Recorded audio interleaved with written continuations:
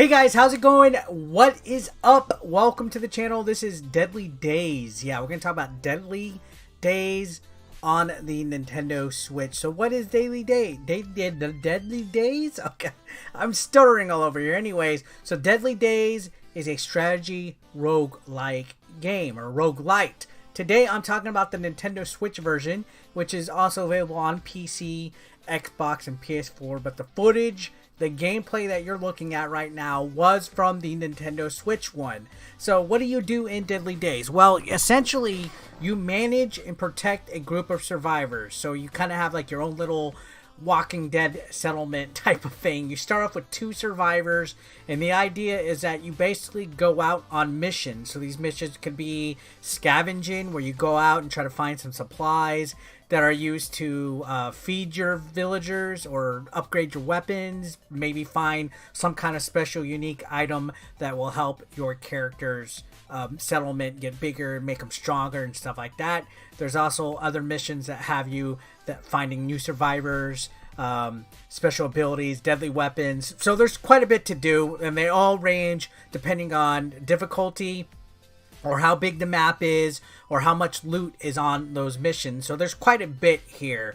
Now, there's also a weird, funny story, actually, in regards to this game. It has a lot of slapstick on here, so it's not meant to be taken seriously. This is a zombie apocalypse game that has a crazy story. So essentially what happens is there's a fast food chain in this game that creates a super secret burger that has some kind of secret ingredient, that's some kind of drug or something, that eventually becomes so popular and big that it turns the whole world into flesh-eating zombies. Yeah, a silly, cartoony type of premise. This game has some old school elements as well. It has, you know, some 8-bit, 16-bit neo-retro type of looking graphics, so you'll see a lot of these in the eShop. For me, I think this fits the cartoony feel of it. This game is actually pretty crazy. I mean, this is really wild. So there's like over 60 objects that you can use in this game.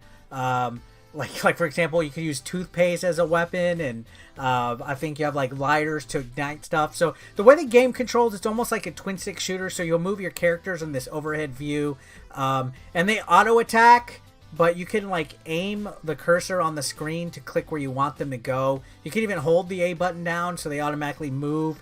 You'll find like shiny like little effects on top of buildings or cars or certain objects that you can loot or look through and stuff, and this is where you find this stuff. And as you progress, this is a roguelike, so the idea is, and the game even tells you you're going to die as part of it. Your characters will die, but your progress, like as far as certain upgrade skills and abilities and stuff, will remain. But your characters, there's like 30 different special abilities that your characters can have. There's different specialties you can do, like you can make basically your survivors have different abilities, different specialties based on what type of objects or weapons they have equipped, and all these areas are randomly generated as well, including like the modifications on your weapons, the missions, everything about this. It's just overall like ever changing, and I think that actually adds to the replay value of what this game presents. There's a lot to unlock, by the way, speaking of replay value. So the idea is to keep playing, straighten yourself out and stuff. I think there's also like 50 different abilities and 50 different survivors. So you're going to be able to unlock all of them. I saw like a snowman and all sorts of like wacky stuff on here. And there's even like achievements in here. So there's quite a bit to unlock. Now, this is a one-player game, unfortunately. For as wacky and fun that this game is, I felt it would have benefited with a co-op at least, or an online multiplayer, because trust me, this game, once you get thrown out there and you just see how crazy it can get with all the zombies being thrown at you on the screen and stuff, you're going to be having a crazy time. Once nighttime hits during these missions, the zombies get wild. They get harder and everything. You have to find your way back to the bus. So every mission is kind of like the same. You get off the bus, you loot what you can, you have like a certain amount of time. Once you upgrade and stuff, you get longer time or longer abilities and stuff. But when you're starting out, your characters have to be fed. They have to watch out. They only have a certain amount of time to loot, and then you have to go back to the bus to escape. and once you die, once your characters die, you get new characters and you start over, but you have certain stuff unlocked and stuff. So it's a roguelike. It has an arcade feel to it.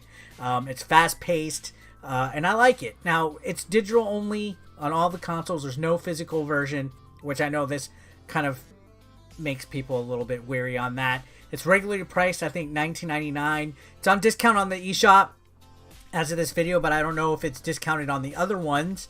Again, it kind of has like a unique strategy element to it. You have to like manage your characters, try to like squeeze in as much as you can in the missions as much as possible without getting greedy. If you get greedy, that's where you're gonna have the hard time. But I like stuff like this, stuff that has achievements, unlockables, lots of stuff that you can just figure out every game and try to play for. It gives it a lot of a lifespan. It's not just a very simplistic game. Don't let the way that this game looks with its retro graphics and stuff like that fool you, because there's quite a bit to do in this game. I was thoroughly impressed, and it controls and handles great. I mean, if you know how to play a twin stick shooter, you know how to play Deadly Days. I like zombie stuff. I like zombie games. I like arcade types of I guess this might have some small RPG elements because you do level up and stuff like that, and there's crafting and skills and things like that. So there's quite a bit to do, actually, and for that regard, I think it's quite enjoyable. Perfect game to take with you on the go. I played the Nintendo Switch version again, so what you're seeing with this footage again is the Nintendo Switch version, and I had a blast with it. Honestly, one of the more fun roguelikes I've played in quite some time. For the most part, roguelikes are actually sometimes quite hard, sometimes even overbearing on the difficulty, and you kind of rage quit a little bit. This one had me laughing and smiling the whole time. I was like, I was just having so much fun with it. Never once did it feel too cheap or overbearing. Again, being able to get the new abilities, equip them, seeing what they do. You know, there's like air raids and bombs, and you can light stuff on fire, and it was just insane. Like, overall, just the whole package of it, I think it was pretty fun. And then getting the different survivors, getting them at your thing, building your settlement. It was everything that I look for in a quick pick up and play type of game. So I like it. I think it's worth checking out. Then again, I might seem a little too easy to please. I might seem like I like everything that I talk about, but I guess I am easy to please. But let me know your thoughts in the comments down below, guys. Let me know if this is something that you're interested in checking out. Subscribe if you haven't already, and I'll see you on the next video. Consider supporting 8-Bit Eric on Patreon for just $1 a month. Link below in the description. You want to become part of the hashtag 8BE Nation, guys? Well, be sure to pick up your official merch, now available online. Link is below in the description. We got classic t-shirts, tank tops, hoodies, and even women's apparel. Don't forget, pick up your official merch now. And while you're at it, guys, feel free to watch the next video, or why don't you catch up on one that you might have previously missed.